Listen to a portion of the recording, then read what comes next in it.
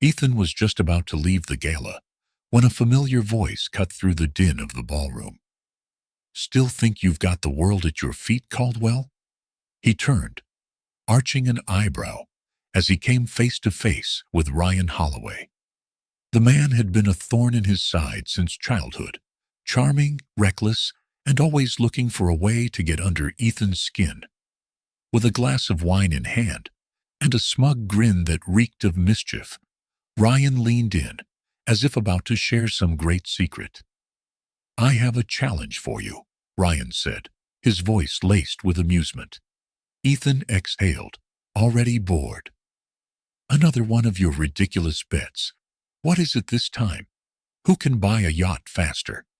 Who can outbid the other for some overpriced artwork?" Ryan chuckled. "Oh no, this is much more interesting." He turned slightly and gestured toward the massive floor-to-ceiling windows of the ballroom. Outside, beyond the manicured hedges and pristine fountains, the world of the wealthy ended. And there, sitting alone on the cold pavement near the entrance, was a woman. She was barefoot, her thin frame wrapped in layers of worn-out fabric. Her auburn hair hung in tangled waves around her shoulders, partially hiding her sharp, haunted eyes. A small cardboard sign sat beside her, the words scrawled in shaky handwriting, "Anything helps."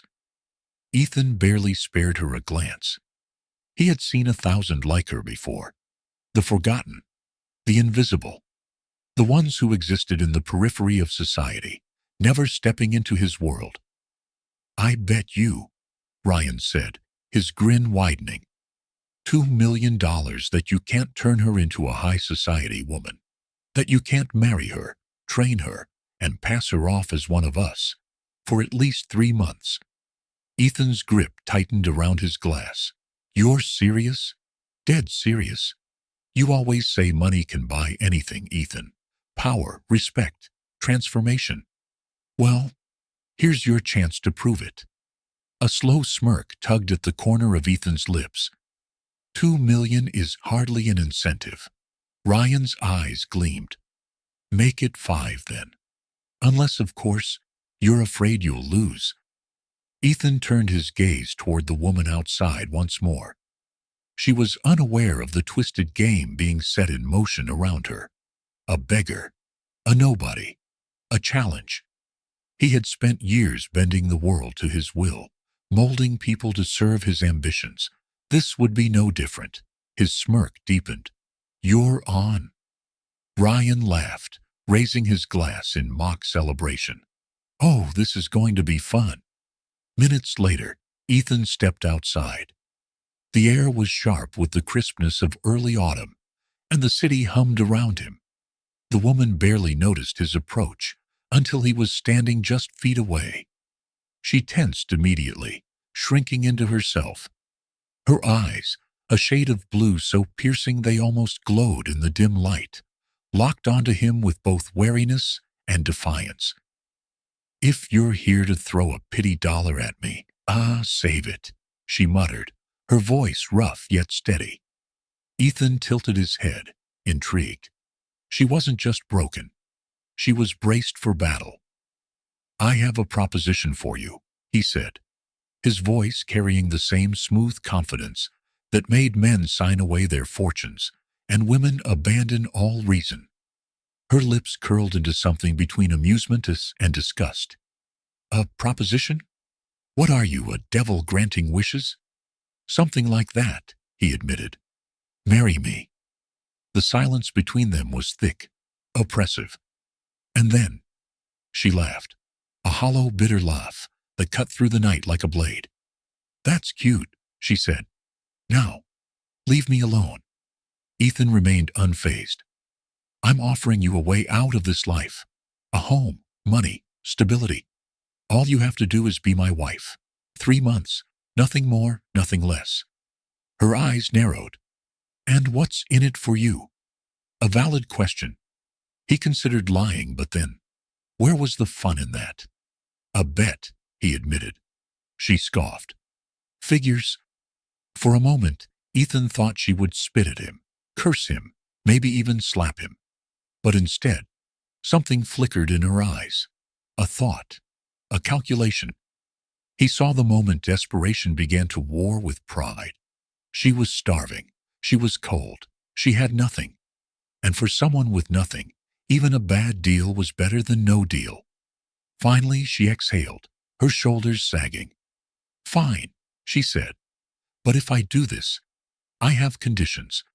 Ethan raised an eyebrow, amused. "You're in no position to negotiate." Her gaze sharpened. "You want me to act like a high society woman? Then start treating me like one." Ethan let out a low chuckle. Oh, this was going to be interesting. The ride to Ethan Caldwell's penthouse was silent, save for the quiet hum of the luxury sedan, slicing through the night.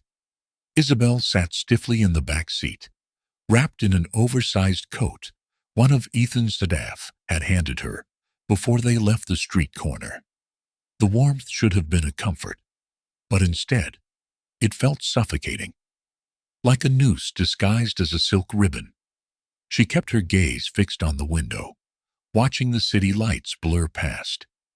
Everything about this felt surreal. Just an hour ago, she was sitting on the pavement, invisible to the world. Now she was in the back seat of a billionaire's car, her fate tied to a contract she hadn't even seen yet. Ethan, on the other hand, was perfectly at ease. He sat beside her, his posture relaxed, scrolling through his phone, as if this were just another business acquisition. And maybe, to him, that's exactly what it was. Finally, Isabel spoke, her voice cutting through the silence. "I still don't believe this isn't some elaborate joke." Ethan glanced at her, mildly amused. "And yet, here you are." She clenched her fists. "Why me?" "Because you were there," he answered simply. "And because I don't lose bets." That answer should have disgusted her. Maybe it did. But what unsettled her more was how coldly logical it was. Ethan Caldwell didn't see her as a person, just a tool for his game. She turned away, swallowing the lump in her throat. This was a mistake. But what choice did she have? The car pulled up to a gleaming glass skyscraper in Manhattan. The doorman barely spared Isabel a glance, though his lips tightened at the sight of her tattered shoes peeking out from beneath the coat. She forced herself to walk taller, to own the moment, even as her stomach churned with unease.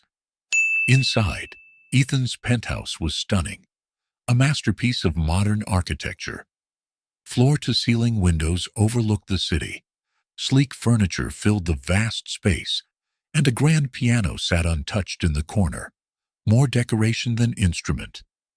"Sit," Ethan instructed, gesturing to one of the leather armchairs in his office. Isabel hesitated, but eventually sank into the chair. Moments later, a well-dressed man entered, a contract in hand.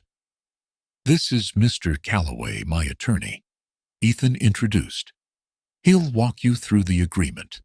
Calloway adjusted his glasses, his expression unreadable.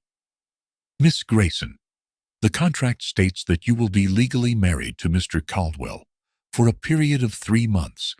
During this time, you will reside at his primary residence, attend social functions with him, and present yourself as his wife.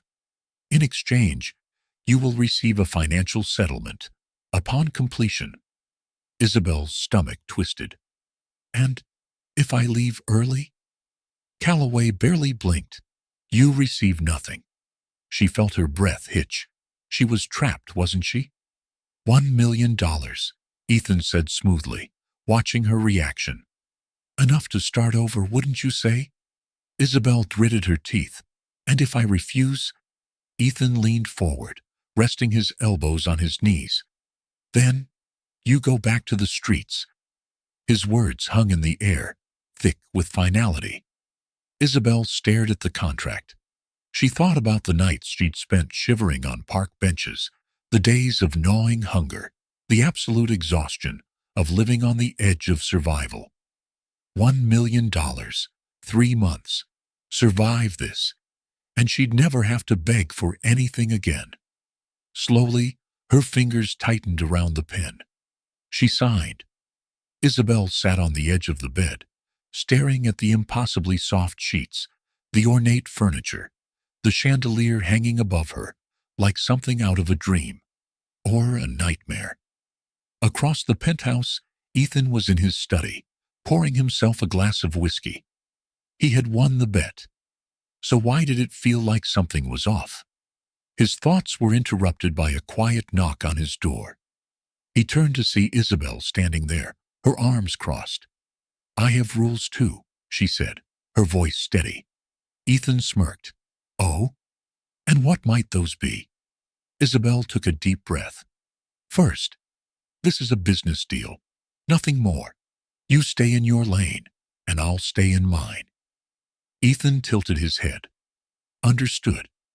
"Second," she continued, stepping closer, "I will not be your puppet. I will not be your trophy to parade around.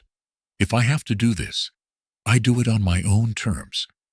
Something flickered in Ethan's gaze. Respect? Amusement? It was hard to tell. "We'll see about that," he said. Isabel narrowed her eyes, but turned on her heel and walked away, leaving Ethan alone with his whiskey and a strange nagging thought. This woman was going to be trouble. The morning of the wedding was cold and impersonal. There were no flowers, no music, no joyful guests, just a courthouse, a judge, and a contract that would bind two strangers together. Isabel sat in the back seat of Ethan's car, staring out the window as the city moved past her. She had expected to feel something: nervousness, fear, regret. But all she felt was numb. This wasn't a wedding. It was a transaction. Ethan, sitting beside her, was as indifferent as ever. Dressed in a tailored suit, he barely acknowledged her presence. To him, today was just business, another contract to be signed, another deal to be sealed. As the car pulled up in front of the courthouse, Ethan finally broke the silence. "You look decent." Isabel scoffed, adjusting the simple white dress his assistant had picked out for her. It wasn't extravagant, just a plain design meant to make her presentable. Nothing more. "Well, forgive me if I don't swoon," she muttered under her breath. Ethan smirked, but said nothing as he stepped out of the car. Isabel followed, taking in the grand stone pillars of the courthouse. The air was crisp, and the sound of distant traffic filled the morning. Inside, the judge was already waiting. The ceremony was over in 10 minutes. No vows, no rings, just legal signatures and formal acknowledgments. "Do you, Ethan Caldwell, take Isabel Grayson to be your lawfully wedded wife for the next 3 months?" "I do," Ethan said smoothly. No hesitation, no emotion. The judge turned to Isabel. "And do you, Isabel Grayson, take Ethan Caldwell to be your lawfully wedded husband?" She swallowed, her throat dry. This was it, the moment that changed everything. "I do." The words felt like chains locking into place. With a final stroke of the judge's pen, it was done. Isabel Grayson was now Isabel Caldwell. Ethan glanced at her, his expression unreadable. Then, without another word, he turned and walked toward the exit. No kiss, no hand to hold, no congratulations, nothing. The ride back to Ethan's penthouse was as silent as the first. Isabel sat stiffly, gripping the hem of her dress, unsure what came next. When they arrived, the staff greeted them with polite smiles. A few of them stole glances at Isabel, curiosity in their eyes. She didn't blame them. She barely looked like she belonged. Ethan wasted no time. "Clara, show Isabel to her room." A middle-aged woman, one of Ethan's housekeepers, nodded and gestured for Isabel to follow. Isabel expected to be given a guest room. Instead, she was led to a suite across from Ethan's. She hesitated at the doorway. "This is my room?" Clara nodded. Mr. Caldwell insisted. "If you need anything, Just let me know." With that, she left. Isabel stepped inside, taking in the space. The room was massive, bigger than any place she'd ever stayed. A king-sized bed, a walk-in closet, a bathroom that looked like something out of a luxury hotel. She walked to the mirror, staring at herself. Same girl, same tired eyes. But now she had a different name. Isabel Caldwell. It didn't feel real. She turned away, running her fingers along the edge of the dresser. She had lived through so many sleepless nights, so many days of hunger. And now, she was here, married, safe. But was she really? That evening, Isabel was summoned to dinner. She found Ethan sitting at the end of a long dining table, already eating. He didn't look up when she entered. "Sit," he said. She hesitated but pulled out a chair.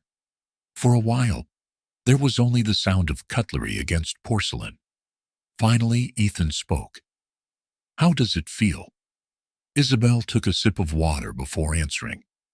"How does what feel? Being a billionaire's wife?" She let out a dry laugh.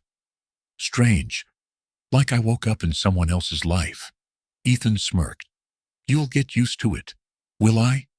His eyes flicked up to hers, something unreadable in his gaze. "You don't have a choice." Isabel clenched her fork. "You keep saying that, like I'm some pet you picked up off the street." "Aren't you?" The words stung, but Isabel didn't let it show. Instead, she set her fork down and leaned forward.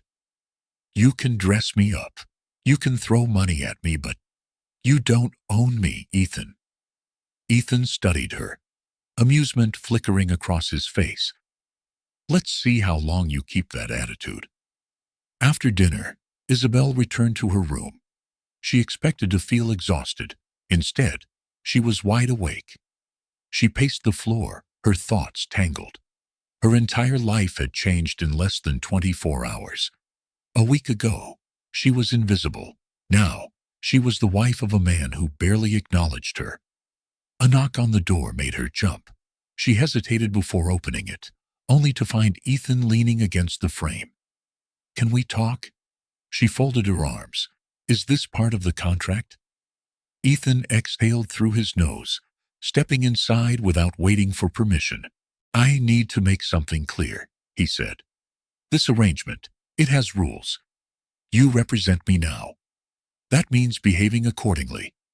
No reckless behavior. No embarrassing moments." Isabel crossed her arms. "And what do I get in return? A cold bed in a lonely penthouse?" Ethan smirked. "I never promised love, Isabel." Her stomach twisted, but she refused to let him see it. "Good," she said, "because I have no intention of loving you either." For a moment, neither of them spoke. Then, Ethan nodded, as if satisfied. "Then we understand each other." He turned to leave, but before he could step out, Isabel spoke. "Ethan." He glanced over his shoulder. "Why me?" He tilted his head. "What do you mean?" "You could have picked anyone for this bet. A model, an actress, someone already part of your world. Why a homeless woman?" Ethan studied her, as if debating whether to tell the truth. Finally, he said, "Because you were already broken." And with that, he walked away, leaving Isabel alone in the silence of her new life. The mansion was silent at night. Isabel lay in bed, staring at the ceiling. The expensive silk sheets felt foreign against her skin, too soft, too smooth, too unfamiliar. She should have been exhausted. The events of the day had taken everything from her. Her identity, her autonomy, her last thread of independence. And yet, sleep refused to come. Her body was still, but her mind was a battlefield. Then came the dream. Smoke. Thick, suffocating smoke filled her lungs. The room was dark, the heat unbearable. Isabel's fingers trembled as she tried to push open a door, but it wouldn't budge. Panic clawed at her throat. Flames flickered in her peripheral vision, growing, spreading, devouring. A voice, distant but familiar, screamed her name. Then, blackness. She woke up gasping. Her heart pounded, her breath ragged. She sat up, gripping the sheets, disoriented. The nightmare had been so real. But it wasn't just a dream. It was a memory she had spent years trying to bury. And now, it was clawing its way back to the surface. She pressed a hand against her forehead, trying to steady herself.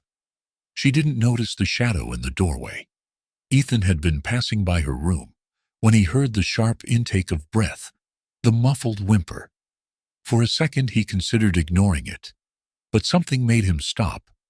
He leaned against the doorway, watching as Isabel clutched the sheets, her body tense, her breathing erratic. "Bad dream?" he finally asked. Isabel jolted, eyes snapping to him. "Jesus, Ethan! Ever heard of knocking?" Ethan smirked, arms crossed over his chest. "Your door was open." Isabel exhaled sharply, rubbing her temples. "I'm fine." "You don't look fine." She shot him a glare.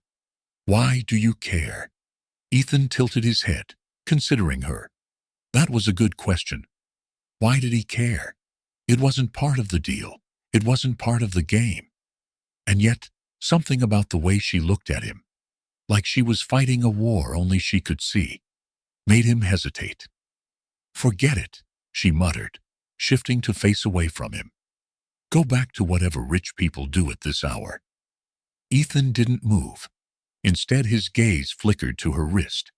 A thin, barely noticeable scar ran along the pale skin there. It wasn't fresh. It had been there for years. "Where did you get that?" he asked. Isabel froze. Then slowly she tucked her arm beneath the blanket. "None of your business." Ethan raised an eyebrow. "If you're going to be my wife for the next 3 months, your secrets are my business." Isabel went his stare, her expression hardening. "You don't own me, Ethan." His lips curled into a smirk. "You keep saying that." She held his gaze, unflinching. "Because it's true." For a moment, neither of them spoke. Then Ethan turned away, stepping back into the hallway. "Sweet dreams, Isabel." And just like that, he was gone. Ethan didn't go back to bed. Instead, he poured himself a drink and sat in his study, staring at the city skyline. Something wasn't right about Isabel Grayson. She wasn't just some homeless woman. She spoke too well. She carried herself with an underlying strength, an air of defiance that didn't belong to someone who had spent years begging on the streets. And then, there was the scar. Ethan had seen scars before. He had caused some himself, in business, in relationships. But this was different. It was surgical, intentional. And then there was the nightmare. She had whispered something in her sleep. The fire. Ethan swirled the whiskey in his glass, deep in thought. He needed answers. And if Isabel wasn't going to give them to him, he'd find them himself. By morning, Ethan had already made the call. He stood in his office, phone pressed to his ear, as his private investigator, James Holloway, answered on the other end. "Caldwell, what do you need?" "I need a background check on someone." "A competitor? A woman?" A pause. "How deep are we digging?" Ethan's gaze flickered toward the door, where he knew Isabel was somewhere inside the mansion. Everything. Isabel knew something had changed. She could feel it in the way Ethan looked at her, like she was a puzzle he was trying to solve. She had spent years keeping her past buried. She had learned how to hide, how to disappear. But Ethan Caldwell was dangerous, not because he was cruel, but because he was curious, and curiosity could destroy everything. That night, as she stood by the window, looking out at the city lights, she made a silent promise to herself. She wouldn't let him get too close. She wouldn't let him see her. Because if he did, If he uncovered the truth, it wouldn't just ruin the bet, it would ruin her. The mansion was eerily silent as Isabel stood in front of the full-length mirror, staring at her reflection. She barely recognized the woman looking back at her. The dress was stunning, a deep emerald green gown that fit her like a second skin. The silk fabric shimmered under the light, hugging her curves in ways she wasn't used to. Her hair, once tangled and unkempt, had been styled into soft waves. Her face, usually bare, was now enhanced by subtle but expertly applied makeup. She looked like someone who belonged in Ethan Caldwell's world. And yet she didn't. She never would. Ethan had barely acknowledged her all evening. Dressed in a sharp black suit, he exuded the same effortless confidence he always did, moving through the mansion with an air of authority. "You're quiet," he finally said, watching as she adjusted the bracelet on her wrist. "I don't belong here," she muttered. Ethan smirked. "That's not what tonight is about." "Then what is it about?" He turned to her, his expression unreadable. "Perception." Isabel frowned. "Tonight, you're not a beggar. You're my wife," he continued. "And I need you to act like it." She scoffed. "So, this is just another one of your games?" "Everything is a game," Ethan replied smoothly. "The question is, do you want to win?" Isabel clenched her jaw, frustration bubbling inside her. But she wouldn't give him the satisfaction of seeing her falter. She lifted her chin, squared her shoulders. "Fine," she said. "Let's play." The event was being held at the Astoria, one of the most prestigious venues in New York City. Crystal chandeliers hung from the high ceilings, casting golden light across the ballroom. The scent of champagne and expensive perfume filled the air. Isabel followed Ethan inside, feeling every pair of eyes in the room shift toward them. They were watching her, judging her. A waiter passed by with a tray of champagne flutes, and Ethan grabbed one, offering it to her. "Smile," he murmured. Isabel forced herself to relax, lifting the glass to her lips as she scanned the crowd. She recognized none of these people, but they knew Ethan, and they were curious about her. It started subtly at first. Whispers, sideways glances. The women, draped in diamonds and designer gowns, leaned into each other, exchanging amused smirks. The men, suited in tailored tuxedos, raised their brows in silent amusement. And then came the first remark. "How refreshing," a blonde woman purred, approaching Ethan with a champagne flute in hand. "I must say, I never imagined you'd have such diverse taste, Ethan." Isabel stiffened. Ethan's expression remained indifferent. "Gabriella," he greeted smoothly, still charming as ever. Gabriella's gaze flickered to Isabel, her red lips curving into a smirk. "And who is this?" "My wife," Ethan answered. The words hit Isabel harder than she expected. Gabriella laughed, the sound dripping with amusement. "Your wife?" She tilted her head. "Oh, darling, is this one of those charity projects?" The insult was immediate, but disguised beneath a veil of politeness. Gabriella wasn't just mocking Isabel. She was mocking Ethan, and it was working. Laughter rippled through the small group, forming around them. The humiliation burned in Isabel's chest, but she wouldn't let them see it. Isabel smiled, tilting her head. "That's an interesting question," she mused. "Tell me, Gabriella, when was the last time someone married you for something other than your father's money?" The laughter died instantly. Gabriella's smirk faltered, her fingers tightening around the stem of her champagne flute. Ethan exhaled sharply. Was that amusement in his eyes? For the first time that evening, the attention shifted, not toward Isabel's past, not toward her appearance, but toward the way she carried herself, with strength, with poise. Gabriella's lips parted, as if she wanted to retaliate, but before she could, Isabel leaned in slightly, lowering her voice. "Don't worry," she murmured. "I'm sure you'll find someone willing to overlook your personality someday." Gabriella paled. The surrounding guests exchanged looks, some amused, others impressed. Ethan let out a low chuckle, shaking his head. Isabel turned to him, her voice even. "Are we done here?" Ethan smirked. "Oh, I think we're just getting started."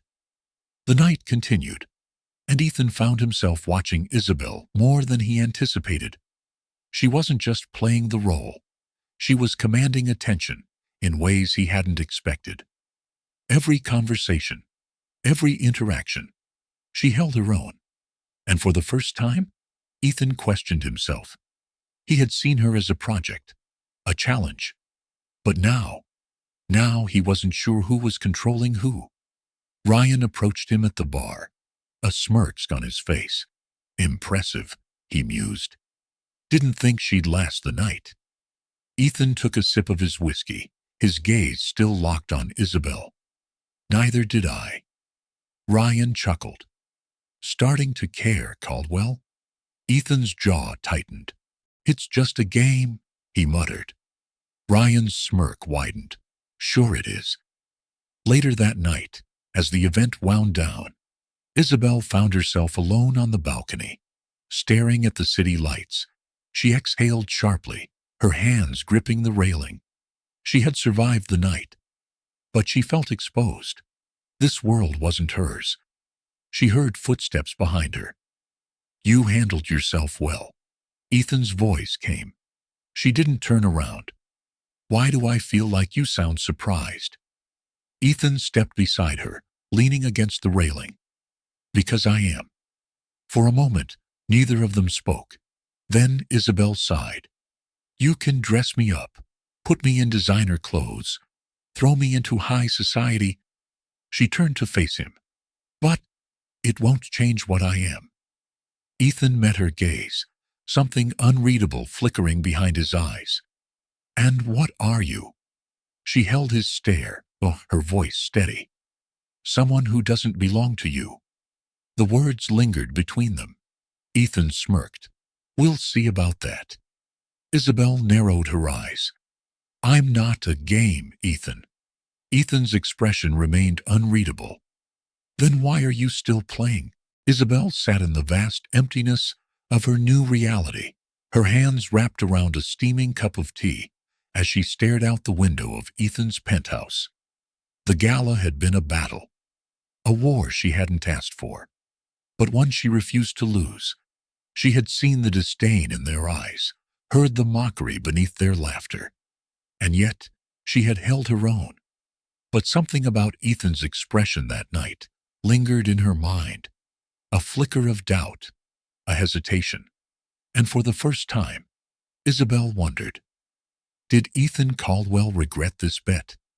Ethan wasn't a man who believed in coincidences, so when his instincts told him there was more to Isabel than met the eye, he acted. He had hired an investigator the moment the contract was signed, before she had even stepped foot into his world. Now, the report was in his hands. He sat alone in his office, the folder resting on his desk. For a moment, he simply stared at it. Then slowly he opened it, and what he found made his breath hitch. She wasn't just a beggar, she was Isabel Grayson, a name he hadn't heard in years, a name buried beneath scandal, destruction, and whispers of a tragedy no one wanted to talk about. Ethan flipped through the pages, his pulse quickening. Former investigative journalist, known for exposing corporate corruption, had disappeared after a fire destroyed her apartment. His fingers tightened around the paper. A fire. One that had ruined her career. One that had left her homeless. And the company responsible for the scandal she had been investigating? Caldwell Enterprises, his own company. Ethan exhaled sharply, his mind racing. Had he, unknowingly, been the one to destroy her life? For the first time in years, Ethan felt guilt. He had prided himself on being untouchable, ruthless, a man who played by his rules. But now, staring at the truth, something in his chest tightened. How much did Isabel know? Did she recognize him from her past? Had she already figured it out and was simply waiting for the right moment to strike? Ethan closed the file, rubbing his temples. He couldn't tell her. Not yet. Not until he knew exactly what this meant. Meanwhile, Isabel tossed and turned in her bed. Sleep refused to come. Memories surfaced, unbidden. The fire, the screams, the sound of her own heartbeat pounding in her ears as she watched everything she had worked for turn to ash. She had never stopped looking for answers. She had never stopped believing that the truth had been buried, hidden, by the people in power. People like Ethan Caldwell. But she still had no proof. And until she did, she had to be careful. The next morning, Isabel sat across from Ethan at the breakfast table, her expression unreadable. The tension between them was thicker than usual. Ethan knew why. She didn't. Not yet. "You're quiet," he remarked, watching her. Isabel stirred her coffee. "Am I supposed to entertain you?" Ethan smirked. "I prefer you when you're unpredictable." She met his gaze, arching a brow. "Then, you must be enjoying yourself?" His smirk widened. But inside, his mind was racing. He needed to figure out how much she knew. And Isabel needed to figure out what he was hiding. That afternoon, Isabel went for a walk through the penthouse gardens, needing space to think. But she wasn't alone. A stranger in a dark suit stood near the entrance, speaking in hushed tones into his phone. The moment he spotted her, he stiffened. And that's when she saw it.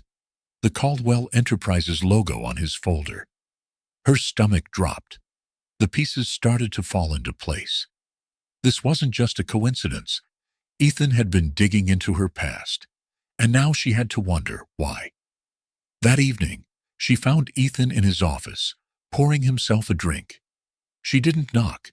She simply walked in. Ethan looked up, mildly amused.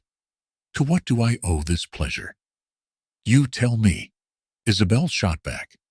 "Why are you investigating me?" Ethan's expression didn't falter, but she saw the flicker of surprise in his eyes. "Who told you that?" he asked smoothly. "You just did," she countered. Silence. Then Ethan let out a low chuckle, swirling his drink. "You're good," he admitted. "But not good enough." Isabel stepped closer. "What are you hiding, Ethan?" Ethan set his glass down, his gaze locked onto hers. "What are you hiding?" he countered. The tension crackled between them. A war of secrets, of power. And neither of them was willing to lose. Isabel should have left. She should have packed her things, what little she had, and walked away from this ridiculous arrangement. But something kept her rooted in place.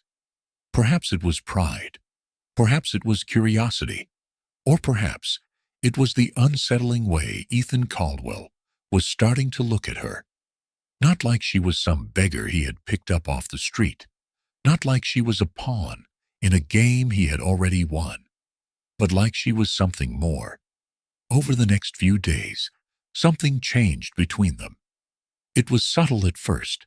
Ethan wasn't as cold. Isabel wasn't as guarded. Their morning conversations over breakfast weren't filled with thinly veiled insults and barbs. Instead, there were some moments. Moments where Isabel caught Ethan watching her too long. Moments where Ethan caught himself caring, before quickly dismissing the thought. And moments where the tension between them grew too thick to ignore. It happened one evening. A storm raged outside, wind howling through the city. Isabel had been reading in the library, curled up in an armchair, when Ethan walked in. She expected him to ignore her. He didn't. Instead, he grabbed a book off the shelf, sat across from her, and began to read. Silence settled between them. Not uncomfortable, but heavy with unspoken things. After a while, Isabel glanced up. "What are you doing?" she asked. Ethan didn't look up from his book. "Reading." She narrowed her eyes. "You don't read," he smirked. "And you think you know me well enough to say that?" "Yes," she said simply. Ethan finally looked up, his sharp blue eyes locking onto hers. A challenge, a dare. And Isabel, despite knowing better, felt something inside her shift. They were playing a dangerous game. Both of them knew it, yet neither of them was willing to walk away. One evening at a lavish charity event, Ethan guided Isabel through the ballroom with the kind of effortless confidence that made people stare. She was no longer the woman they had mocked at the first gala. She walked with her head high, her posture elegant, her sharp wit making even the most seasoned socialites hesitate before speaking to her. And Ethan? He watched her with something dangerously close to pride. "You're enjoying this," Isabel murmured as they danced. Ethan smirked. "And if I am?" She studied him, trying to ignore the way his hand felt warm against her waist. "You didn't expect me to be good at this," she said. His smirk widened. "No, I didn't." Something about his honesty made her laugh, a genuine, unguarded laugh. And for the first time, Ethan wanted to hear it again. But the illusion shattered when Ryan Holloway reappeared. He found Ethan at the bar, later that night, a smug smirch on his face. "Enjoying yourself?" Ryan asked. Ethan took a slow sip of whiskey. "Shouldn't you be off ruining someone else's night?" Ryan chuckled. "You've changed, old friend." Ethan stiffened. "I don't change." Ryan leaned in, voice lowering. "Oh, but you have. I see the way you look at her." Ethan's jaw tightened. Ryan laughed. "You're forgetting the rules, Ethan. This was a bet, a game, and you don't fall for the pieces on the board." Ethan set his glass down with force. "Watch yourself, Ryan." But Ryan only smirked. "You're running out of time," he whispered. "One more month and she's gone. So tell me what happens when the game ends." Ethan had no answer, because for the first time, he wasn't sure he wanted it to. That evening, Ethan returned home later than usual. He found Isabel sitting by the fireplace, staring into the flames. She didn't turn when he walked in. "Something on your mind?" he asked. She took a slow breath. You ever get the feeling you're living in someone else's story?" Ethan frowned. "What do you mean?" She glanced at him then, something vulnerable in her eyes. "This isn't my life," she admitted. "I don't belong here." Ethan sat down across from her. "And where do you belong, Isabel?" She exhaled softly. "I don't know." Silence. Then Ethan spoke. "You're wrong." She looked at him, startled. "You do belong here," he said, voice steady. "More than anyone else in that ballroom tonight." Something flickered in her eyes. Doubt, hope, fear. And before she could think better of it, she asked, "And what about you? Do you belong here?" Ethan hesitated. And then, for the first time, he told the truth. "I don't know either." Ethan should have walked away that night. But he didn't, and neither did Isabel. Something had shifted between them. Something dangerous, something real. But the bet still loomed over them. And neither of them knew that the next betrayal was just around the corner. Ethan Caldwell had built his life on control. Control over his company, control over his emotions, control over everything he touched. But with Isabel, he had lost control. And he didn't know whether that terrified him or thrilled him. The bet should have been nothing, a game, a challenge. But now it was a ticking time bomb. And when it exploded, it would destroy everything. It was late. The city outside the mansion was quiet, the streets empty, the world asleep. But Isabel wasn't sleeping. She had been restless all night, thoughts running in circles in her mind. The way Ethan had defended her at the gala, the way he had looked at her, the way she had felt safe with him. She had spent years learning not to trust, yet somehow she was starting to believe, and that scared her more than anything. She needed air. Pulling on a sweater, she stepped out of her room and wandered through the dimly lit mansion. Her feet carried her to the study, a place she rarely entered. The heavy wooden doors were slightly open. Curiosity got the best of her. She stepped inside, and what she found shattered her world.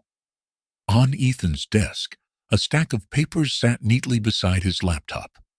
At first, Isabel wasn't trying to snoop. She had merely glanced down. But then she saw it. A printed email. A conversation between Ethan and Ryan. And in black and white, the truth was staring back at her. Ryan. So, has she fallen for it yet? Ethan. It's only a matter of time before I win. Her hands trembled as she picked up the paper, her eyes scanning the words over and over again. She felt sick. She had been right all along. She was just a game to him, a pawn in a bet. All of it, the private dinners, the soft looks, the quiet moments, had been nothing but a lie. Her stomach twisted, rage and humiliation burning inside her. She had let herself believe in him. And now, she felt like a fool. The study door creaked open, and there he was, Ethan. His expression froze when he saw her. Then, his eyes dropped to the paper in her hands. And in that moment, he knew. She had found out. Isabel clenched the paper so tightly her fingers ached. "Tell me this is a lie," she whispered, her voice shaking. Ethan said nothing, because there was nothing to say. She laughed bitterly, shaking her head. "Of course it's true," she murmured. "I should have known." "Isabel, don't," she snapped, stepping back, as if his presence physically hurt her. She waved the paper in the air, tears burning behind her eyes. "You bet on me," she choked out.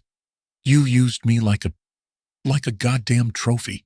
Ethan winced at the pain in her voice. "It wasn't like that," he said.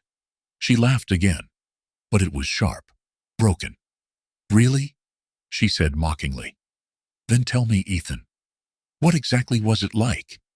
He opened his mouth, closed it, because the truth was, at the beginning, it had been exactly that. A bet, a game, a way to prove to Ryan that he could take nothing and turn it into something. But somewhere along the way, it had changed. She had changed it. And now, he had ruined everything. "I never meant to hurt you," he said. "Well, congratulations," she spat. "You thought it anyway." She couldn't breathe. She couldn't think. All she knew was that she needed to get out. Turning on her heel, she stormed past him, her mind screaming at her to run. "Isabel, wait," Ethan called. She didn't. She ran upstairs, heart pounding, hands shaking, as she shoved open her closet and grabbed a bag. Clothes, shoes, whatever she could grab. Tears blurred her vision, but she kept going. She wouldn't stay here, not for one more second. Ethan appeared in the doorway, his expression desperate. "Don't do this," he said. She shoved past him. "I am done," she hissed. He reached for her arm. She ripped away. "You don't get to touch me," she seethed. "Not after this." Ethan's throat worked. "Where will you go?" he asked, voice hoarse. She stared at him, and for a brief second the pain in his eyes almost made her hesitate. Almost. "Anywhere but here," she whispered. Then she turned, and she left. The streets were cold. The rain had started falling, soaking her clothes, making her shiver. But she didn't care. She walked, and walked, and walked, until her legs ached, her body numb, her heart feeling like it had been ripped apart. She had nothing, no home, no money, no future. But worst of all, she had believed in Ethan, and now she had nothing. Ethan was spiraling. He had searched the entire mansion, checked every security feed, called every contact. But Isabel was gone. He couldn't let her disappear.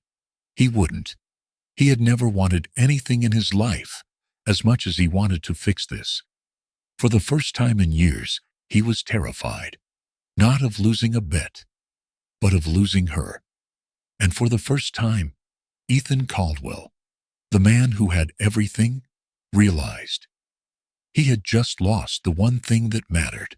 The city swallowed her whole. Ethan Caldwell had built empires. He had conquered markets, people, and power. But now, he couldn't conquer the one thing that mattered, finding her. And if he didn't, he would never forgive himself. Ethan wasn't used to losing.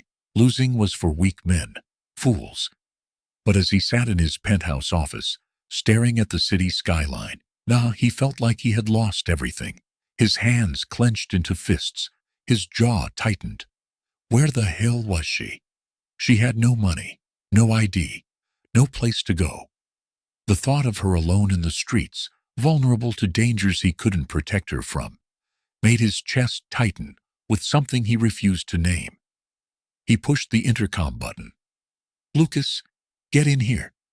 Within seconds, Lucas Porter, his head of security, a man who had worked for him for years, stepped in, his face calm and unreadable. "Sir?" "Find her," Ethan said, voice low, dangerous. "Find Isabel. I don't care how much it costs. I don't care how long it takes. I want every street covered, every camera checked, now." Lucas nodded. "Already on it, sir. But—" He hesitated. Ethan narrowed his eyes. "But what?" Lucas exhaled. "If she doesn't want to be found, sir, she'll be difficult to track." Ethan's fist tightened. She wanted to disappear, and that killed him more than anything else.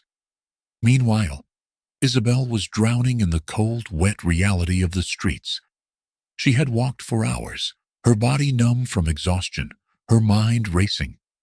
The city had always been unkind to people like her, invisible, forgotten, discarded. But now it felt merciless. She had no place to go, no money, no safety. The irony burned in her chest. A week ago, she had been sleeping in a king-sized bed in a mansion, dressed in the finest clothes. Now, she was nothing again. She had no illusions about what the world did to women, alone on the streets at night. The dark alleys, the watchful eyes, the men who saw her as prey. She needed shelter. Fast. A subway station. She stumbled down the stairs, seeking a bench, a corner, anything. But even here she wasn't safe. A group of 3 men loitered near the turnstiles, their eyes locking onto her. Predators. She knew the type. One of them stepped forward, smirking. "Hey, sweetheart. Rough night?" She turned away, gripping her coat tighter. "Where you headed?" Another voice taunted. She ignored them, but her heart pounded. They were closing in. One reached for her wrist. "Hey!" A voice cut through the tension. She turned. A woman, middle-aged, fierce-looking, with a heavy winter coat, stood nearby, eyes burning with warning. "You heard her. Move the hell on." The men hesitated. Then, with a few muttered curses, they backed off. The woman turned to Isabel. "You alone, honey?" Isabel swallowed hard. "Yeah." The woman sighed, shaking her head. "Come with me." And for some reason, Isabel followed. 2 days. 2 goddamn days. And still, nothing. Ethan hadn't slept, hadn't breathed properly since she walked out. He had combed the city, offered rewards, checked every hospital, every shelter. Nothing. And then, a call. "Lucas?"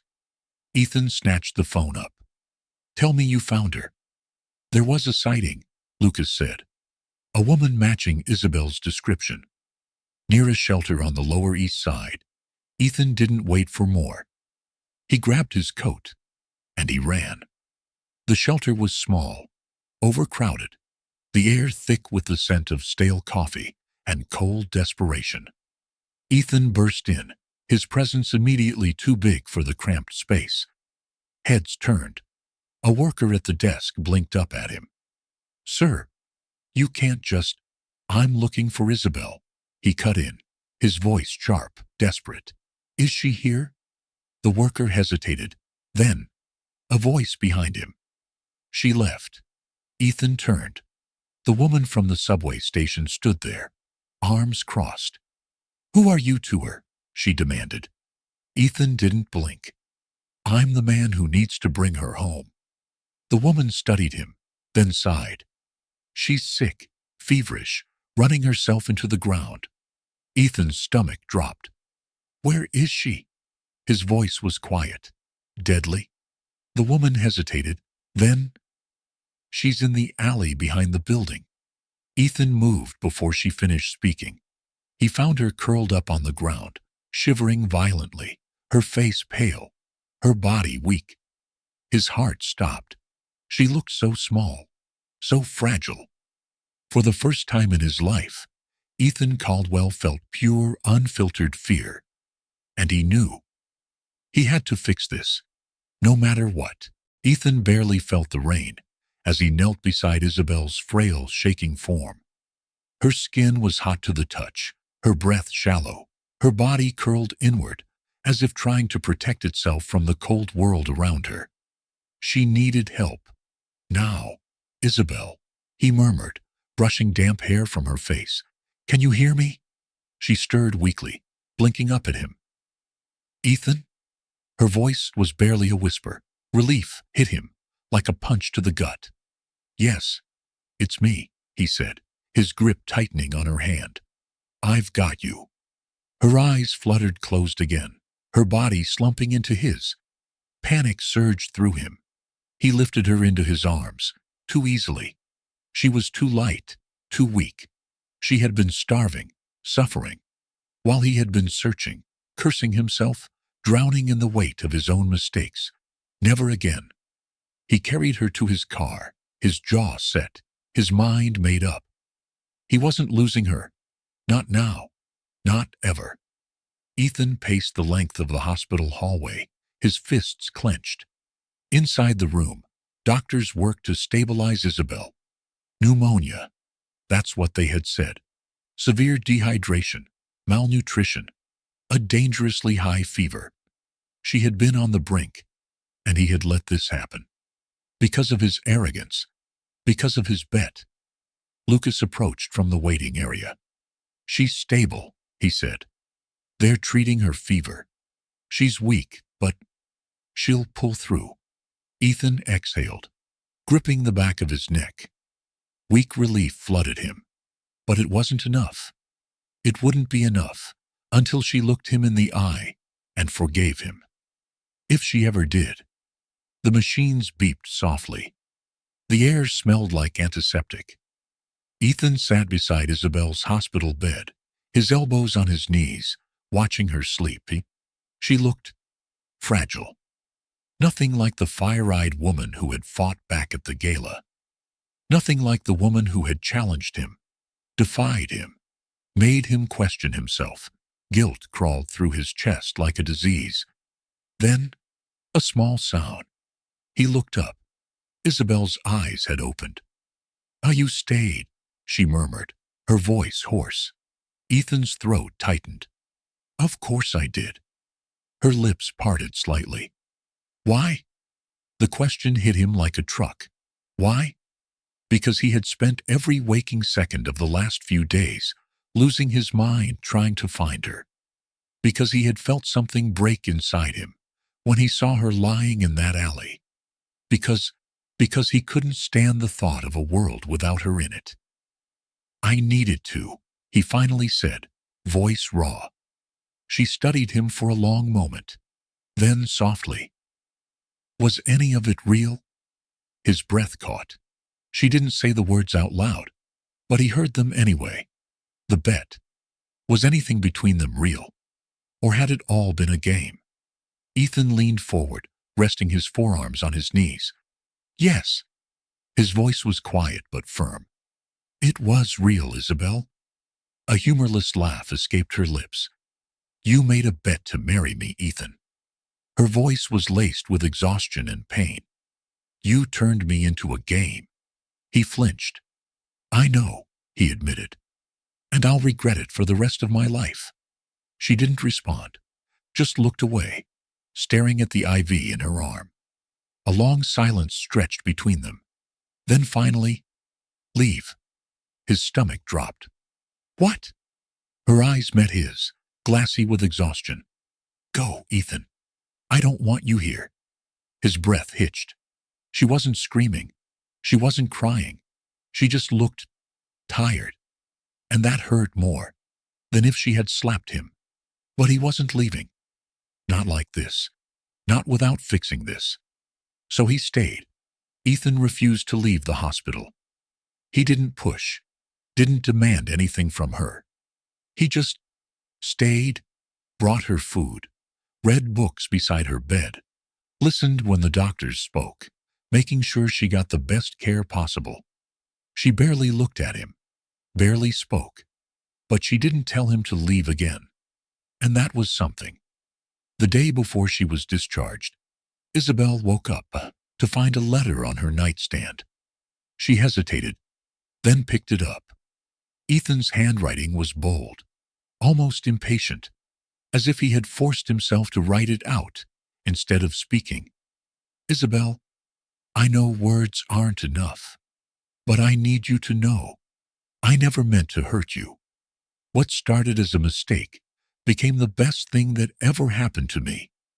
You are the strongest, smartest, most extraordinary person I've ever met. And I know I don't deserve to ask for your forgiveness. But I will spend the rest of my life proving that I'm a man who can be worthy of you. Take your time. But just know, I'm not giving up on you. Isabel stared at the letter for a long, long time. Her fingers trembled slightly. She wanted to crush it, to tear it apart and pretend it meant nothing. But she didn't. Instead, she folded it carefully and tucked it beneath her pillow. The morning of her discharge, Ethan was waiting. She stepped into the hospital lobby, dressed in simple jeans and a borrowed sweater. Ethan was leaning against the wall, hands in his pockets, watching her. He looked different, less polished, more human. I arranged a place for you to stay, he said, voice careful. No pressure, just a safe space, until you decide what you want. Isabel looked at him for a long moment. Then, thank you. She didn't agree, didn't forgive, but she accepted. And maybe, just maybe, that was a start. The silence between them was heavy, stretching across the space like an invisible chasm. Isabel stood at the hospital exit, the wind brushing through her dark hair as she stared at Ethan. For the first time since everything fell apart, she wasn't looking at him with fury. She wasn't screaming or demanding answers, but she also wasn't forgiving him. Ethan knew that, and he accepted it. All he could do now was prove himself. Come with me, he said softly. Isabel's jaw tightened. She glanced at the waiting car, a sleek black Rolls-Royce. Everything about it screamed his world, a world that had once felt like a cage. She hesitated. Then, I'll take my own way. Ethan didn't argue. He simply nodded. All right. He reached into his coat and pulled out a set of keys. I had Lucas arrange a place for you. An apartment. Not a hotel, not my mansion. Just a home, if you want it. She eyed the keys warily. Then, with a sigh, she took them. Not because she wanted his charity, but because she was tired. And for the first time in weeks, she wanted somewhere safe to rest. Ethan exhaled, watching as she turned and walked toward the cab she had called. She was leaving. But for the first time, it wasn't running away. Maybe that was progress. The apartment was small but beautiful. Warm lighting, soft furniture, a kitchen stocked with groceries, everything Isabel had once dreamed of, long before her life had burned to the ground. She dropped her bag by the door, exhaling slowly. For the first time in years, she was alone, and not on the streets. The silence was unnerving. She had spent so long fighting for survival, always surrounded by noise, people shouting, cars honking, the world bustling around her, while she shrank into the background. Now she had a chance to rebuild. But how did you rebuild when everything had been taken from you? She collapsed onto the couch, rubbing her temples. Then, reluctantly, she pulled out Ethan's letter. She had read it more times than she cared to admit. Each word scratched against her anger, her exhaustion, her grief. But beneath it all, she wanted to believe him. That was the worst part. She wanted to believe that he had changed. But trust was earned, and Ethan still had a long way to go. Ethan Caldwell was not a man used to feeling powerless, but for the first time, he was forced to wait, forced to let Isabel choose, instead of making decisions for her, and he hated it. But if he wanted any chance of earning her back, he had to be better. So he started making changes, not for her, for himself. First, he called his lawyers. Cut ties with every company connected to corruption or exploitation, he ordered. His legal team was stunned. But sir, do it. The old Ethan wouldn't have cared. But now he saw what his wealth had done. And he wasn't going to be that man anymore. 1 week later, Ethan stood at the doors of a women's shelter. He had never stepped foot in a place like this before. But Isabel had, and he needed to understand. A young woman greeted him, a volunteer named Sophia. Her wary eyes immediately recognized him. "The Ethan Caldwell?" she asked, skeptical. "The one and only," he muttered, shoving his hands into his pockets. "Why are you here?" He took a deep breath. "I want to help." Sophia didn't look impressed. "Rich men always say that," she said flatly. "And they usually mean helping themselves." Ethan swallowed his pride. He deserved that. So he simply said, "I don't expect you to believe me, but I'd like to prove it." She crossed her arms. "Fine. Then start by listening." And for the first time in his life, Ethan listened. He listened to stories of abuse, homelessness, and survival. He listened to the struggles of women like Isabel, who had once had everything, only to have it ripped away. And by the end of the day, something shifted inside him. This wasn't about guilt anymore. This was about making things right. One evening, Isabel scrolled through the news on her phone. She wasn't looking for anything specific. But then, a headline stopped her cold. "Billionaire Ethan Caldwell donates millions to women's shelters, cuts ties with controversial businesses." She froze. Her fingers hovered over the screen as she read the article. Her chest tightened. This wasn't just a stunt. It wasn't for show. He was actually trying. And that scared her more than anything. Because if he was truly changing, then what excuse did she have to keep running? 3 weeks later, Ethan sent a letter, not a text, not an email, a handwritten letter, just like the last one. "Isabel, I won't ask you to forgive me, but I would like to see you. There's something important I'd like to show you. You don't have to come. But if you do, I promise, this time, it's your choice. Ethan." She stared at the letter for hours, debating, wrestling with every emotion she had tried to suppress. Then, finally, Shima made her choice. The restaurant was elegant, but intimate. Ethan had chosen a quiet place, not his usual extravagant spots. When Isabel walked in, he was already standing waiting for her. His eyes immediately softened when he saw her. "You came," he said quietly. I don't know why, she admitted. But she sat down, and for the first time in months, they had a conversation, a real one, not a fight, not a war of words, just two people trying to figure out if they still belonged in each other's lives. And by the end of the night, Isabel still didn't have an answer, but she wasn't walking away. And for Ethan, that was enough. For now, the city lights flickered against the darkened sky, their glow reflecting off the towering skyscrapers that loomed over Manhattan. Inside one of the most exclusive private clubs, the air was thick with laughter, clinking glasses, and the hushed murmurs of the elite. Ethan Caldwell sat alone at a secluded table, his fingers lightly tracing the rim of a crystal glass filled with whiskey.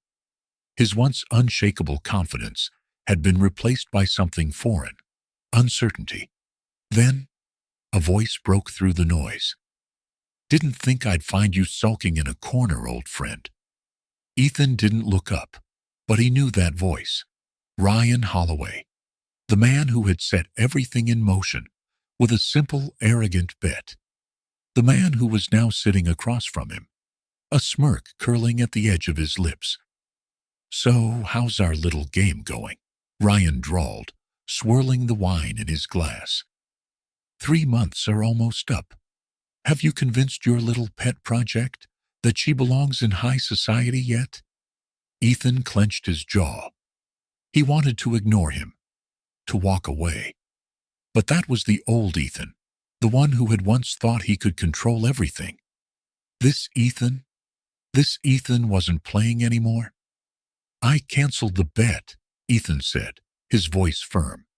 Ryan chuckled. Come on, don't be boring. You're telling me you went through all that effort, and now you're just letting it go. Ethan met Ryan's gaze, his eyes hard. I'm saying Isabel was never part of a game. Ryan's smirk faltered, just for a second. Then he laughed, loud, obnoxious, full of disbelief. You're serious, he said, shaking his head. This was supposed to be fun, Ethan. A challenge. You don't actually think she means something, do you? Ethan didn't hesitate.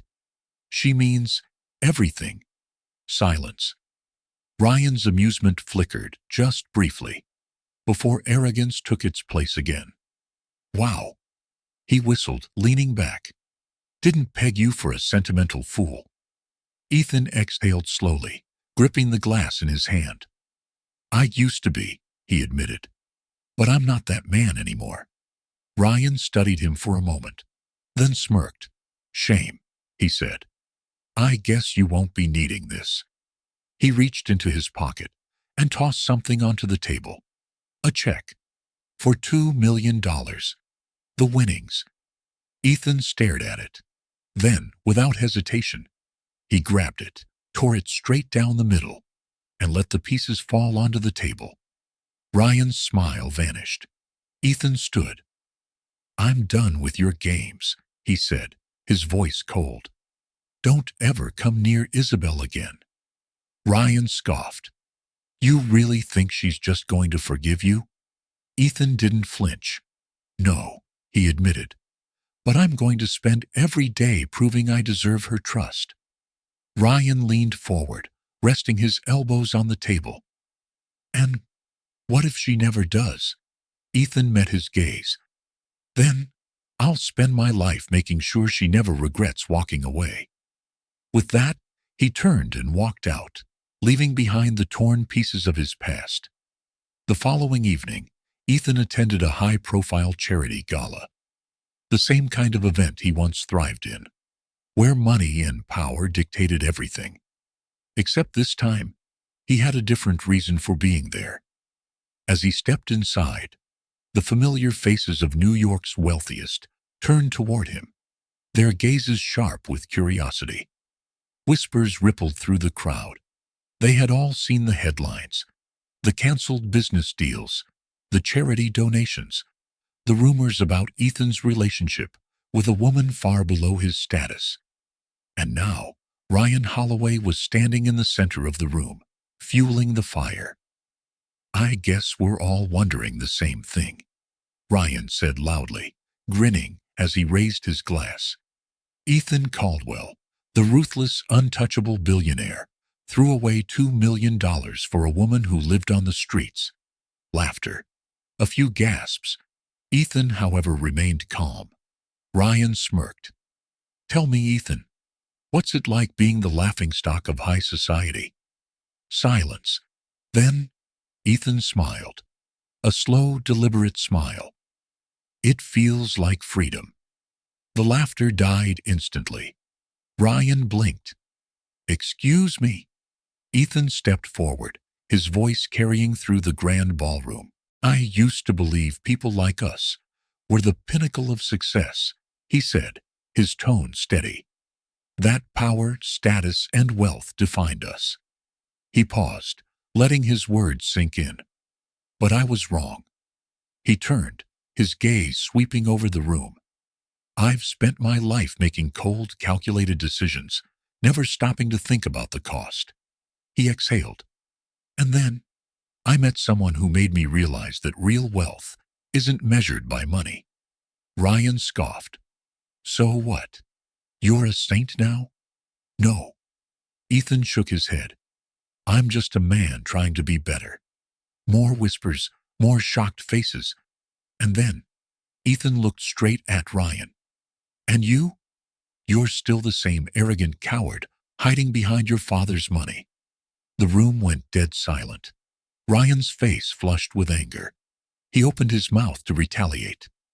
But Ethan was already walking away, leaving behind a world that no longer controlled him. That night, Isabel sat in her apartment, watching the news, and then she saw him. Ethan, standing in front of the world, defending her, rejecting everything he had once valued, all for her. Her throat tightened. Her heart pounded. She hadn't expected this, hadn't expected him to walk away from power for her. A knock at her door startled her.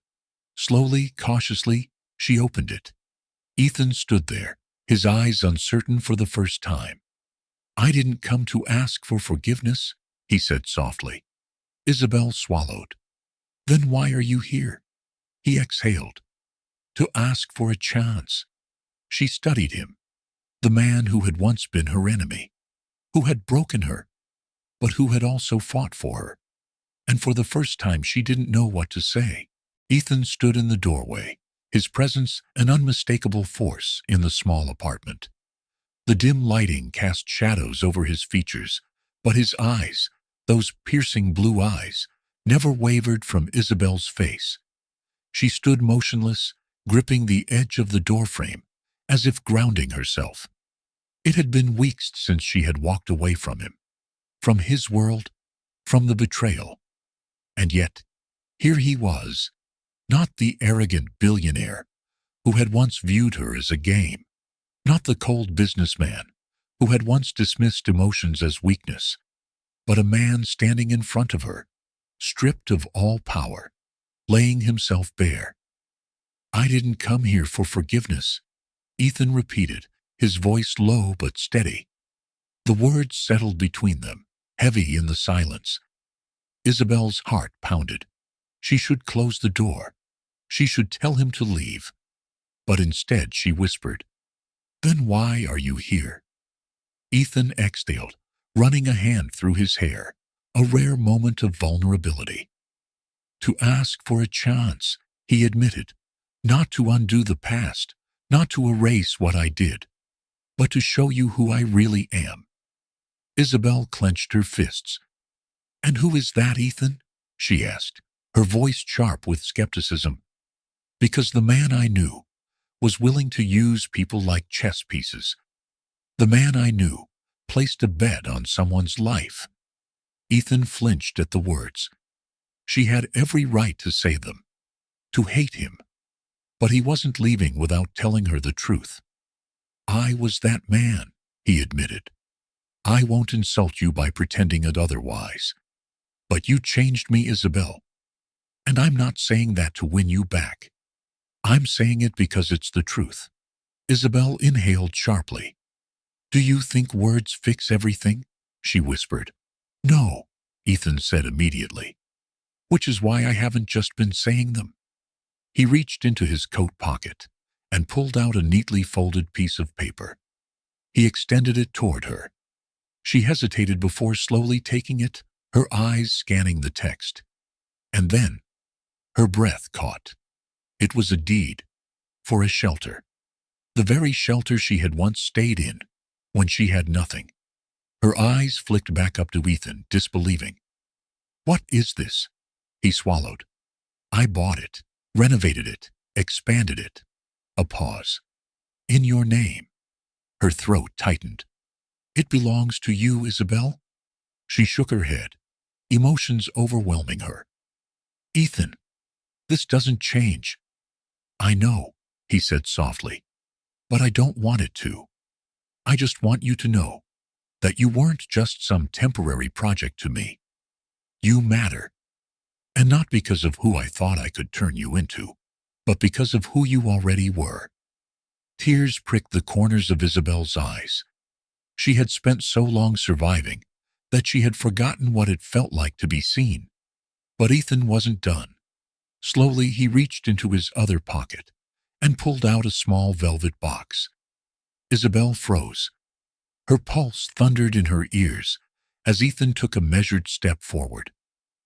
This time, he murmured, lowering himself onto one knee. I'm asking you to marry me because I love you, not because of a bet, not because of pride, but because I can't imagine a world without you in it. The air between them crackled. Isabel stared at him. This man who had once shattered her heart, who had forced her to rebuild herself, and yet somehow still stood here, waiting for her to decide. Her hands trembled. Ethan. Her voice faltered. She wanted to believe him. But was love enough? She swallowed hard, her gaze flickering to the ring. A simple, elegant band, nothing like the flashy diamonds she had seen on the fingers of Manhattan's elite. It was understated, real, just like this moment. Ethan's fingers tightened around the box, but he never wavered. I don't need an answer now, he said gently. I just need you to know that I meant every word. A beat of silence. Then, Isabel slowly reached out, but instead of taking the ring, she took his hand. Ethan's breath hitched as she pulled him up from his knee, her grip hesitant, unsure, yet willing. I need time, she admitted, her voice raw, to figure out if I can ever trust you again. Ethan nodded, hope flickering in his eyes. Then take all the time you need. 3 weeks passed. Ethan didn't call, didn't text, didn't push, and Isabel, for the first time in her life, had control. She spent her days at the newly renovated shelter, working with the people who had once shared her struggles. She spent her nights thinking about the man who had given it to her, without expecting anything in return. And little by little, she realized something. She missed him. Not the Ethan who had once placed a bet on her, not the billionaire who had once dismissed her existence, but the man who had stood in front of her and admitted his mistakes. And that was how she found herself standing at the steps of his mansion one evening, heart pounding, as she rang the doorbell. The door opened, and there he was. Ethan's expression was unreadable at first. Hope, fear, disbelief, all flickering behind his eyes. I wasn't sure if you'd ever come back, he admitted. Isabel took a shaky breath. I wasn't sure either, she confessed. He exhaled. But you're here. She nodded, and then she reached into her pocket, pulled out the velvet box, and opened it. I don't know if I'll ever stop being afraid of getting hurt again, she admitted, voice trembling. But I do know that walking away from you hurt just as much. Ethan's breath caught. So, if you're still willing to take the risk, she whispered, then, yes. Silence. Then, Ethan pulled her into his arms, and for the first time, There was no bet, no game, no deception, just them. The sun hung low in the sky, casting golden rays over the sprawling gardens of the Caldwell estate. The venue, once a symbol of Ethan's cold detachment from the world, had been transformed into something out of a dream. Twinkling lights wove through the towering oak trees, soft petals lined the stone pathways, and the gentle murmur of a string quartet filled the air. But for Isabel, none of that mattered. Not the elegance, not the luxury, not the awe-struck gazes of the few guests in attendance. The only thing that mattered was him. She stood behind the grand wooden doors leading to the garden, her heart pounding in her chest. Ethan was waiting, not the man who had once wagered on her life, but the man who had fought to earn back her trust, the man who had given her time, space, and proof, not with words but with actions, that he was someone different, someone who, for the first time, had chosen love over power. And today, she would choose him too. Isabel took a deep breath as the doors opened, and then she walked forward. The guest list was small, only the people who truly mattered. There were no billionaires, no flashing cameras, no business moguls in tuxedos trying to outdo each other. Instead, the seats were filled with faces that had played quiet yet pivotal roles in both their lives. Margaret, the elderly caretaker from the women's shelter, sat in the front row, her hands clasped together in joy. Ethan's assistant, Claire, who had watched his transformation firsthand, wiped at the corner of her eyes. A few of Ethan's most trusted colleagues, along with a handful of Isabel's friends from the shelter, were scattered among the guests. And, of course, Ryan was not invited. This wasn't a wedding for show. This was a wedding for them. As Isabel stepped forward, her gown, a simple yet elegant silk dress, flowed with each step. She had refused Ethan's offer of an over-the-top designer gown. Instead, she had chosen something authentic, something that reflected who she was, not who the world expected her to be. And then, she reached him. Ethan stood at the altar, wearing a tailored suit. But for once, his polished appearance wasn't what struck her. It was his expression. Because for the first time, Ethan Caldwell, the ruthless businessman, the man who once controlled everything, looked nervous, not because of doubt, but because of the weight of this moment. Isabel stepped up beside him, and he took a deep, steadying breath. Then, with an almost shy smile, he whispered, "You look breathtaking." A soft laugh escaped her lips. "You look like you might pass out." He chuckled, and just like that, the tension between them dissolved. They were ready. The officiant began the ceremony, his voice warm yet firm. "Marriage," he said, "is not built on grand gestures or fleeting moments of passion. It is built on choices, on the decision every single day to show up for each other, even when it's difficult, even when it's uncertain. Today, Ethan and Isabel are choosing each other, not out of obligation, not out of convenience, but out of love." A hush settled over the garden. And then, the vows. Ethan turned toward Isabel, his hands slightly trembling as he held hers. "When I met you," he began, voice rough with emotion, "I thought I knew everything. I thought I understood the world, how it worked, how to win. But then you—" He let out a soft chuckle, shaking his head. "You destroyed everything I thought I knew." A ripple of quiet laughter passed through the guests. Isabel smiled. "You're welcome." Ethan exhaled, his gaze never leaving hers. "You challenged me, not just with your words, but with your existence. You forced me to see beyond myself. And in doing that, you made me realize what it actually means to love someone. Love isn't a game. It isn't a bet. It's a choice." His voice dropped to a whisper. so only she could hear. And Isabel, I choose you. I will always choose you. Her breath hitched. Tears welled in her eyes, but she refused to let them fall. Not yet. She swallowed hard, steadying herself, and then she spoke. When you first came to me, I thought you were the cruelest man I had ever met, she admitted, her voice soft, yet unwavering. I thought you saw me as nothing more than an experiment, and I hated you for it. Ethan flinched, but she squeezed his hands, a silent reassurance.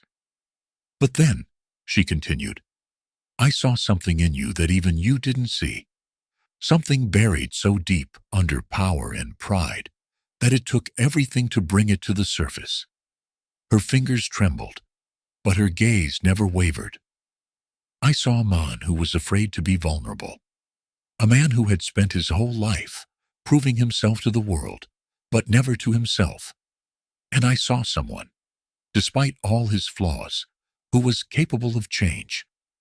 Ethan's throat bobbed as he swallowed, emotion flickering in his eyes.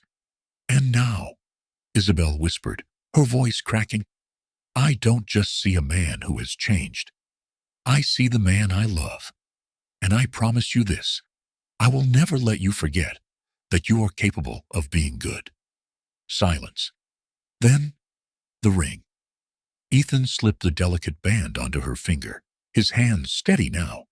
And when Isabel did the same, a soft breath of relief passed between them. Then, the officiant smiled. By the power vested in me. He glanced at them with warmth. I now pronounce you husband and wife. A heartbeat. And then, Ethan kissed her. Not out of obligation, not out of a bet, but out of love. The guests erupted into cheers, and for the first time in his life, Ethan Caldwell didn't care about appearances. He just held Isabel tighter, savoring the feeling of something real, something his money could never buy. Instead of an extravagant ballroom reception, Ethan and Isabel celebrated in the garden, surrounded by the people who had truly mattered in their journey. There were no business deals, no reporters, no scripted moments, just them, laughter, warmth, and the quiet certainty that this time they had chosen right. As the night unfolded, Ethan pulled Isabel onto the dance floor, holding her close. I never thought I'd say this, he murmured into her ear, but this is the happiest day of my life. Isabel smiled, resting her head against his chest. Well, she teased, at least this time, you didn't have to bribe me to be here. Ethan laughed, and for the first time, it wasn't hollow. The world had not changed overnight, but for them, it had. The morning after their wedding, the sun poured into their bedroom, filtering through the sheer curtains in soft golden streaks. Isabel lay curled beneath the covers, the warmth of Ethan's arm draped over her waist. For the first time in a long time, there was peace. Ethan stirred beside her, pressing a drowsy kiss to her temple. Good morning, Mrs. Caldwell. She smiled, eyes still closed. That's going to take some getting used to. Not for me, he murmured, pulling her closer. I've wanted this for longer than I was willing to admit. Isabel's heart fluttered. Even now, with everything they had been through, there were still moments where it felt unreal. Moments where she expected to wake up back on the cold streets, clutching an old coat for warmth. Alone. But she wasn't alone. Not anymore. Not ever again. Ethan traced small circles along her back, his voice quieter now. Tell me what you want for today. Isabel blinked up at him, amused. You're giving me full control. He nodded solemnly. I'm a changed man. She laughed. She had never imagined this version of Ethan Caldwell. A man who wasn't just powerful, but gentle. A man who had learned that true strength wasn't in winning, but in understanding. All right, she said, rolling onto her back and stretching. I want a day with no business calls, no security following us, no pretenses, just us. Ethan smirked. You realize I own multiple companies, right? She shot him a look. He held up his hands. All right, no work, just us. Isabel grinned. It was the first real day of their life together, and she planned to live it. Being married to Ethan wasn't going to be a perfect fairy tale. There were still shadows of their past that lingered, wounds that would take time to heal. Isabel knew that trust wasn't a switch that could be flipped. It was something that had to be earned over and over again. But Ethan never stopped proving himself. In the weeks following their wedding, he took an even more active role in the social projects they had started together. Not as a man looking for public approval, but as someone who genuinely wanted to make a difference. The community center they had funded was thriving. Ethan walked through the halls one afternoon, watching as children attended reading workshops, teenagers prepared for college applications, and young mothers found guidance on building new lives. And then, in the farthest room, he found her.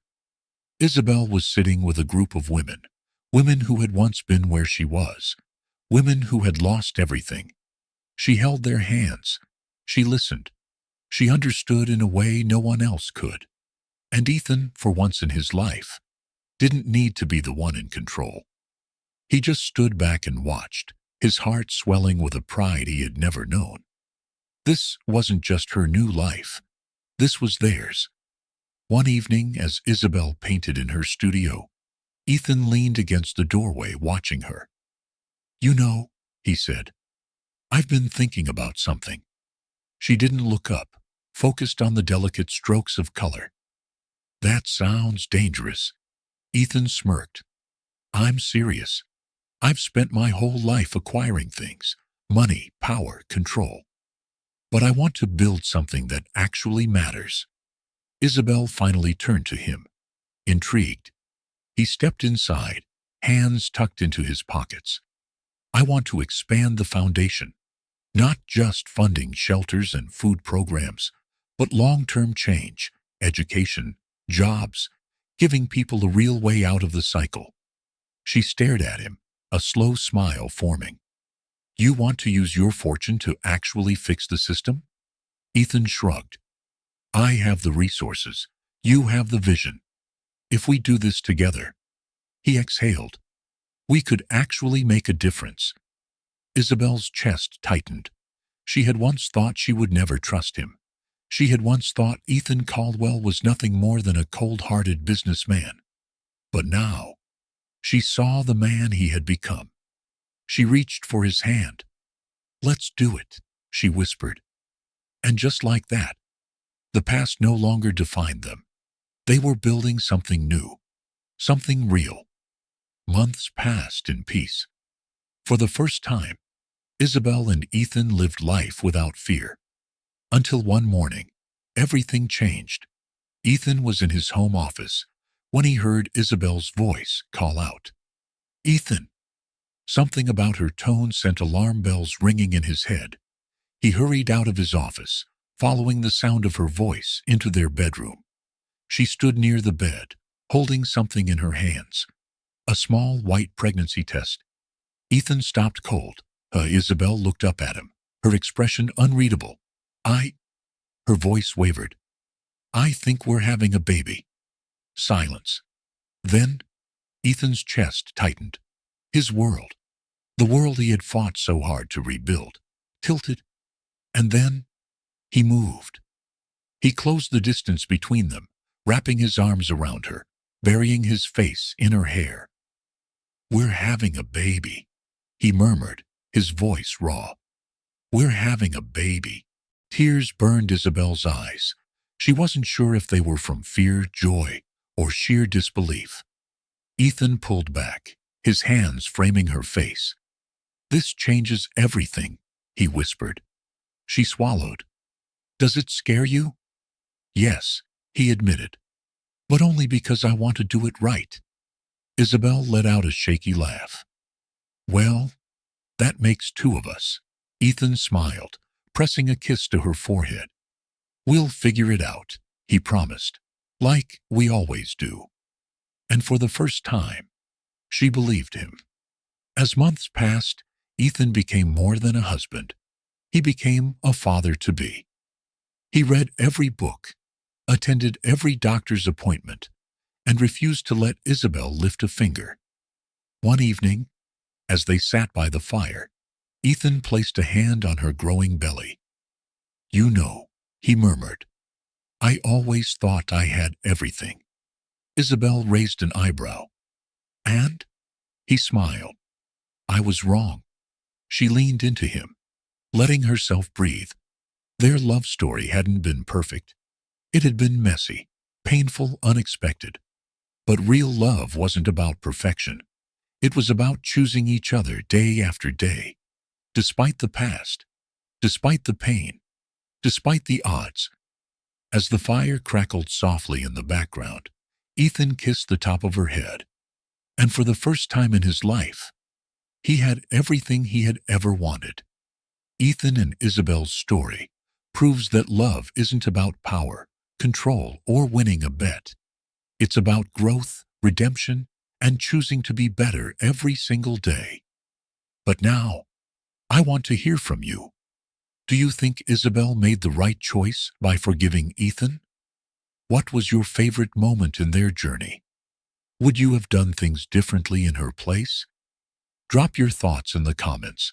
I'm reading every single one. And if you loved this story, don't forget to like, subscribe, and turn on notifications so you never miss another heartwarming, emotional journey like this one. A new story is coming soon. And trust me, you won't want to miss it. Stay tuned. Ding dong sparkle.